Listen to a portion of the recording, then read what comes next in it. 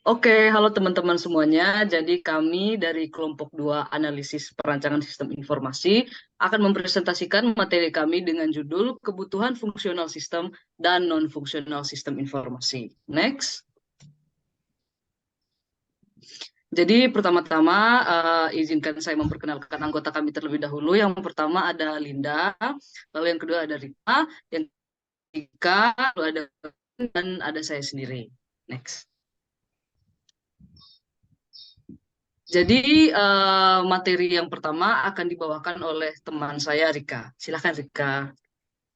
Jadi saya akan menjelaskan materi yang pertama yaitu kebutuhan pengguna atau user requirement. Nah, dimaksudkan untuk menggambarkan fungsi dan fitur sistem dari perspektif pengguna agar sistem sesuai dengan keinginan pengguna. Nah, pengembang software yang terlibat dalam proses mampu memahami perspektif atau sudut pandang pengguna. Suatu sistem memiliki jenis sistem, user, dan setiap user pasti memiliki keperluan yang berbeda-beda. Nah, yang kedua yaitu kebutuhan sistem atau sistem requirement.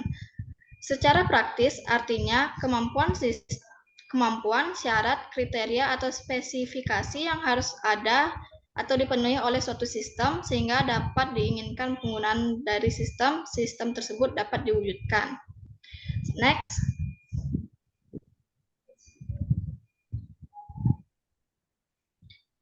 Untuk mempermudah analisis sebuah sistem, terdapat dua jenis kebutuhan fungsional dan kebutuhan non-fungsional yang akan dijelaskan oleh teman saya.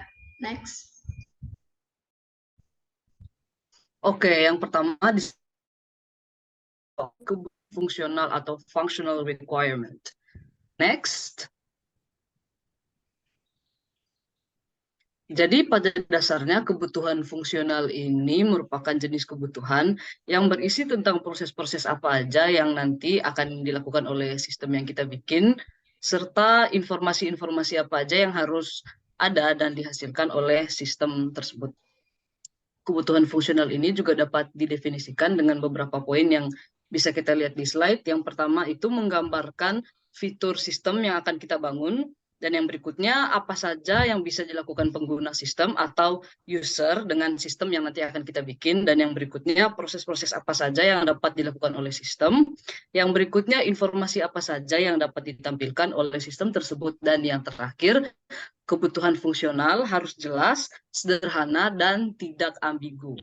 Tuh, next.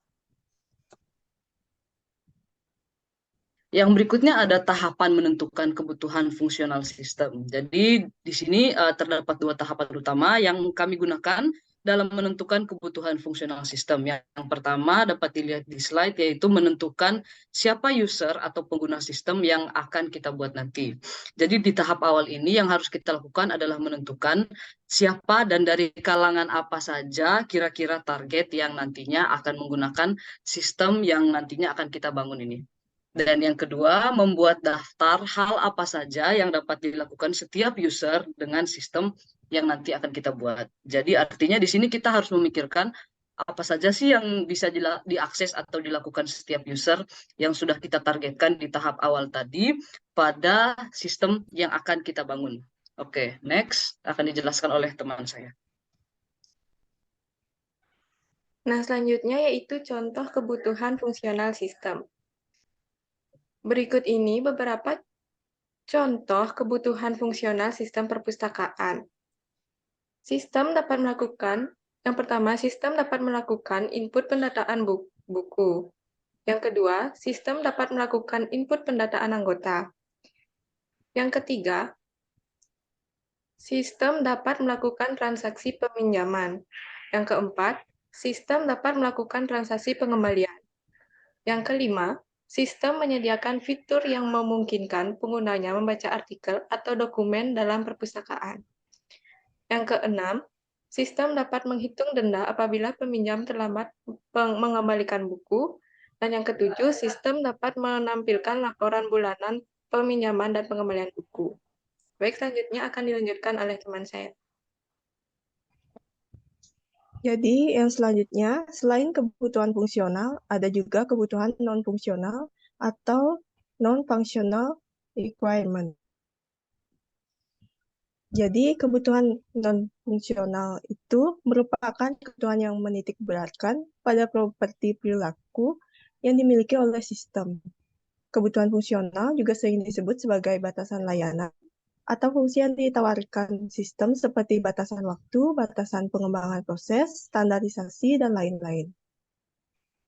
Kemudian, kebutuhan non-fungsional juga menggambarkan kebutuhan non-fungsional juga dapat didefinisikan dengan beberapa poin berikut yang tampak seperti pada layar. Yang pertama, menggambarkan sifat umum dari suatu sistem. Yang kedua, berhubungan dengan kualitas sistem. Yang ketiga, waktu respons sistem. Yang keempat, penggunaan research. Yang kelima, keamanan sistem. Yang keenam, teknologi yang digunakan. Next, untuk jenis-jenis kebutuhan non-fungsional, itu ada 4 macam. Yang pertama adalah usability. Usability merupakan kebutuhan yang terkait kemudahan penggunaan sistem. Yang kedua, yaitu ada portability. Portability merupakan kebutuhan yang terkait dengan kemudahan dalam pengaksesan sistem, khususnya terkait dengan faktor waktu dan lokasi pengaksesan, serta perangkat atau teknologi yang dibentuk akses. Yang ketiga yaitu ada reliability. Reliability merupakan kebutuhan yang terkait dengan kehandalan sistem atau perangkat lunak, termasuk juga faktor keamanan atau security system. Yang keempat yaitu supportability. Supportability merupakan kebutuhan yang terkait dengan dukungan dalam penggunaan atau perangkat. Next akan dilanjutkan oleh teman saya. Baik, selanjutnya yaitu contoh dari kebutuhan non-fungsional. Nah, contohnya itu yang pertama dari segi operasional, di mana contohnya di sini yaitu sistem dapat dijalankan oleh beberapa software web browser, di antaranya yaitu yang pertama ada Internet Explorer, Google Chrome, dan juga Mozilla Firefox. Yang kedua dari segi waktu respon time. Contoh di sini seperti proses dari pengguna membuka sebuah artikel atau dokumen untuk dibaca sampai sistem mengeluarkan atau menampilkan artikel tersebut. Kemudian berlangsung tidak lebih dari 10 detik. Yang ketiga dari segi security atau keamanan, di sini harus dapat memastikan data yang digunakan dalam sistem harus terlindungi dari akses yang tidak berwenang. Selanjutnya, berdasarkan program dari sistem maksimal sebesar 100 MB. Yang kelima yaitu sistem memiliki jalan angka yang mudah dipahami. Untuk materi selanjutnya akan dilanjutkan oleh teman saya. Selanjutnya yaitu perbedaan kebutuhan fungsional dan kebutuhan non-fungsional.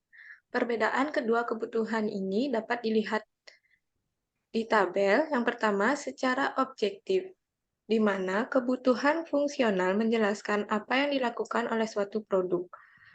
Sedangkan kebutuhan non-fungsional menjelaskan cara kerja suatu produk. Dan yang kedua dilihat dari hasil akhirnya. Kebutuhan fungsional menentukan fitur suatu produk, sedangkan kebutuhan non-fungsional menentukan properti dari suatu produk.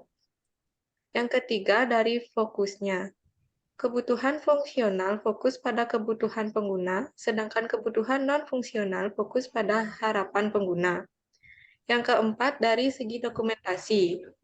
Kebutuhan fungsional didokumentasikan dalam kasus penggunaan, sedangkan kebutuhan non-fungsional didokumentasikan sebagai atribut kualitas. Yang kelima, dari segi esensialitas. Kebutuhan fungsional mendapat perintah atau diperintahkan, sedangkan kebutuhan non-fungsional tidak diperintah. Yang keenam, berdasarkan jenis asalnya. Kebutuhan fungsional biasanya ditentukan oleh pengguna, sedangkan kebutuhan non-fungsional biasanya ditentukan oleh pengembang atau pakar teknologi lainnya. Yang ketujuh, dari segi pengujian.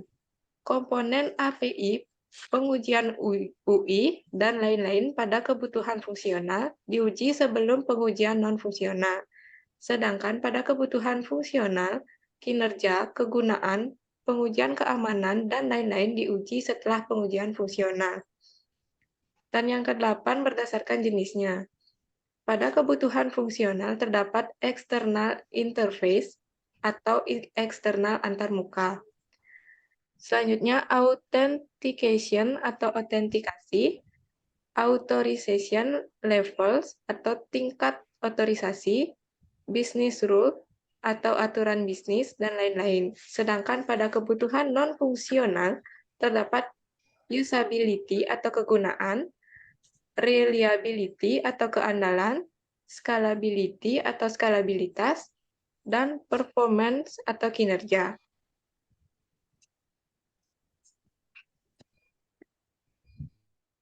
Oke, sekian presentasi dari kelompok kami. Maaf bila ada salah kata atau kekurangan dalam presentasi kami barusan.